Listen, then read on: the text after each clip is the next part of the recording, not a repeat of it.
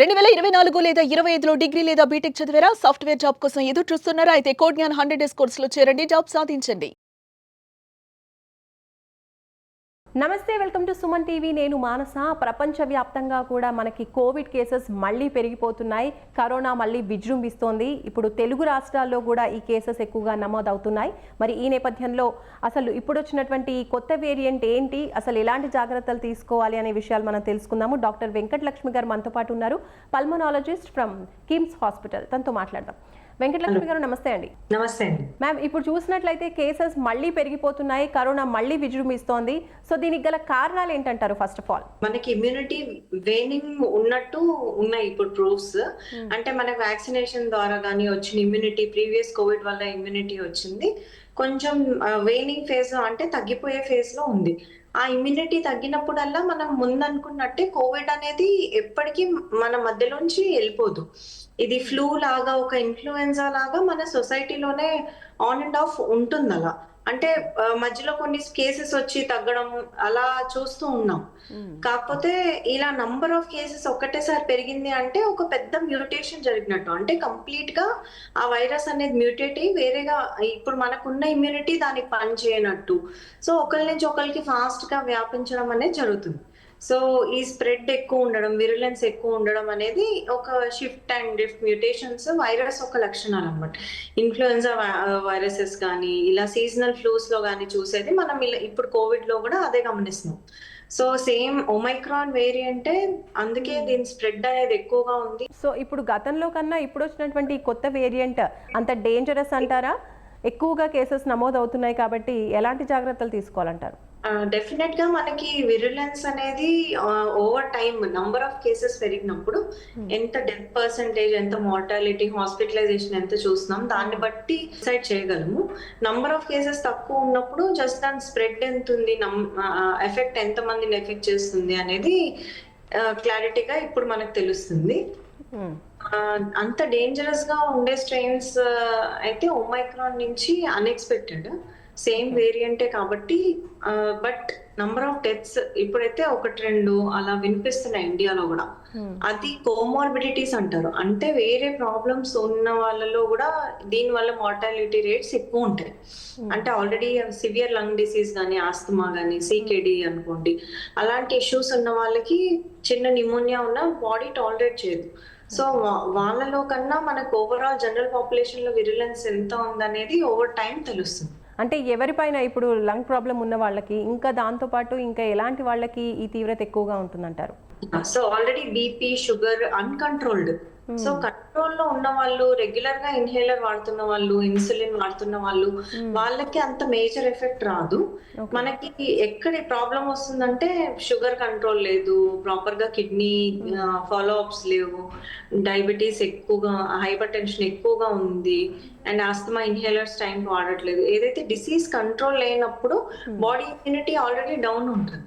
అలాంటి వాళ్ళకి స్ప్రెడ్ అయ్యే ఛాన్సెస్ ఎక్కువ ఉంటాయి. స్ప్రెడ్ అయినప్పుడు హాస్పిటలైజేషన్ ఛాన్సెస్ ఎక్కువ ఉంటాయి, డెత్ రిస్క్ కూడా ఎక్కువ ఉంటుంది. కాబట్టి వాళ్ళు ఎలాంటి జాగ్రత్తలు తీసుకోవాలంటారు? క్రౌడెడ్ ప్లేసెస్ ని డెఫినెట్ గా అవాయిడ్ చేయాలండి. అది prevention is better than cure అంటాం కాబట్టి ఫస్ట్ మనం రాకుండా చూసుకుంటే అది best. So number of people కలిసే చోట వెళ్ళకుండా ఉండడం, మాస్క్ పెట్టుకోవడం, అండ్ మనం అనుకున్నట్టు డిసీజ్ కంట్రోల్ లో పెట్టుకోవడం, రెగ్యులర్ గా మందులు వాడుకోవడం, ఇవి మెయిన్ స్టెప్స్, మనం తీసుకోగలిగే steps. Other than that regular exercise చేయడం 40 to 45 minutes, and healthy diet, home cooked meals, fruits, vegetables ఎక్కువగా తినడం, ఇవి ఓవరాల్ ఇమ్యూనిటీని ఇంప్రూవ్ చేస్తాయి. ఓకే. సో ఎలాంటి ఫుడ్ని వీళ్ళు ప్రిఫర్ చేయాలి ఇప్పుడున్నటువంటి కోవిడ్ సిచ్యువేషన్స్లో? హెల్దీగా ఉండడానికి ఏ ఫుడ్ ఎక్కువగా తీసుకోవాలి? డెఫినెట్లీ హై ప్రోటీన్, ఇంట్లో వండుకున్న ఫుడ్ ఆల్వేస్ బెస్ట్. మనం తినే fruits, vegetables, Indian diet is adequate. But diabetes ఉన్న వాళ్ళు మెల్లిగా other than rice and wheat హెల్దీగా మిల్లెట్స్ కానీ, జోవార్ రైస్, క్యూనోవా ఇలా సబ్స్టిట్యూట్స్ కి వెళ్ళడం, షుగర్స్ అనేది తగ్గించుకోవడం, ఎస్పెషల్లీ ప్రాసెస్డ్ ఫుడ్ అనేది కంప్లీట్ గా జీరో చేయాలి. So processed food empty calories, దానిలో న్యూట్రిషన్ ఉండదు. మెయిన్ ఇప్పుడు మనం చూసే ఒబేసిటీ, చైల్డ్హుడ్ ఒబేసిటీ అండ్ పెద్దవాళ్ళలో ఓవర్ వెయిట్ ఉండడము, వెయిట్ వాళ్ళు ఎక్కువ కోవిడ్ లో డెత్స్ అవ్వడం, ఇవన్నీ కూడా ప్రాసెస్డ్ ఫుడ్, ఓవర్ వెయిట్ ఉన్న వాళ్ళలో ఇన్ఫ్లమేషన్ ఎక్కువగా ఉండడం. ఇన్ఫ్లమేషన్ అంటే ఈ కోవిడ్ వల్ల cytokine storms and inflammatory storms చూస్తాం అనమాట. అవి ఓవర్ వెయిట్ ఉన్న వాళ్ళలో డెఫినెట్ గా ఎక్కువ కనిపిస్తాయి, ఎక్కువ ఎఫెక్ట్ చేస్తాయి, తొందరగా వాళ్ళు చాలా డిటోరేట్ అవుతారు. సో ఇవన్నీ మనం చూసేది లైఫ్ స్టైల్ చేంజెస్ అండి, లైఫ్ స్టైల్ హార్మ్. మనం ఒకటే దగ్గర కూర్చుంటాం, ఎక్కువ నడవము, ఎక్కువ వాకింగ్ చేయకపోవడం వల్ల వచ్చే డిసీజెస్. ఓకే, చిన్న పిల్లల్లో ఇప్పుడు కోవిడ్ తీవ్రత ఏ విధంగా ఉండొచ్చు అంటారు? వాళ్ళకి ఎక్కువ రిస్క్ ఫ్యాక్టర్ అంటారా, లేదంటే ఎలాంటి జాగ్రత్తలు తీసుకోవాలి? చిన్నపిల్లల్లో యూజువల్ గా మనం లాస్ట్ టైం చూసిన కోవిడ్ లో అంత సిక్ కేసెస్ అయితే చూడలేదు. సో ఓవరాల్ వాళ్ళలో ఎక్కువగా సివియారిటీ ఎఫెక్ట్ అవడం అనేది ఉండదు. కాకపోతే జాగ్రత్తగా ఉండాలి. అండ్ ఆల్రెడీ ఆస్తమా ఉన్న వాళ్ళు రెగ్యులర్ ఇన్హేలర్స్ వాడుకోవాలి. చిన్న పిల్లల్లో కూడా మనం ఆస్తమా చూస్తాము, వాళ్ళ వ్యాక్సినేషన్స్ టైంకి ఇవ్వాలి. వాళ్ళు హెల్దీగా తిని హెల్దీ ఇమ్యూనిటీ ఉంటే ఇలాంటి వైరల్ ఇన్ఫెక్షన్స్ కామన్ కోల్డ్ లాగే వచ్చి వెళ్ళిపోతాయి. ఓకే, గత వేరియంట్కి ఈ వేరియంట్కి అంటే తీవ్రత ఎక్కువగా ఉంటుందంటారా? అసలు ఏ విధంగా ఉంటుంది ఇప్పుడు వచ్చినటువంటి ఈ వేరియంట్? ఎన్ని రోజులు సస్టైన్ అవుతుంది మనిషి లోపల ఎంటర్ అయితే? సో 3 to 6 months మనకు పీక్ కనిపిస్తుంది. యూజువల్ గా వైరల్ ఇన్ఫెక్షన్స్ పెరిగి, నంబర్స్ పెరిగి, కమ్యూనిటీలో పూర్తిగా స్ప్రెడ్ అయ్యి మనకి సిగ్నిఫికెంట్ పాండమిక్ రావడానికి యూజువల్ గా ఆ లోపు మనం కట్ డౌన్ చేసుకోలేకపోతే 3 to 6 months లో ఫుల్ గ్రోన్ ప్రపోర్షన్స్ లో కేసెస్ చూస్తాం మనం. ఆ లోపు మనం కానీ దాన్ని అనదర్ వ్యాక్సిన్ కానీ ఇప్పుడు, ఎందుకంటే ప్రీవియస్ గా మనం ఇచ్చిన వ్యాక్సిన్ దీనికి పనిచేసే ఛాన్స్ లేదు, ఎందుకంటే అది వేరే స్ట్రెయిన్, దానికి అప్పుడు మనం వేరే టార్గెట్స్ తో చేసిన వ్యాక్సినేషన్స్ అవి ఈ మ్యూటేటెడ్ వైరస్ కి పెద్ద హెల్ప్ అవ్వవు, ఎఫికసీ లేదు అండ్ ఇవ్వట్లేదు కూడా మనం. సో ఆ లోపు మనం ఏమైనా వ్యాక్సిన్ కనిపెట్టగలిగిన, ఈ డిసీజ్ ని స్ప్రెడ్ కట్ డౌన్ చేయగలిగిన, it will be helpful. Right, thank you ma'am.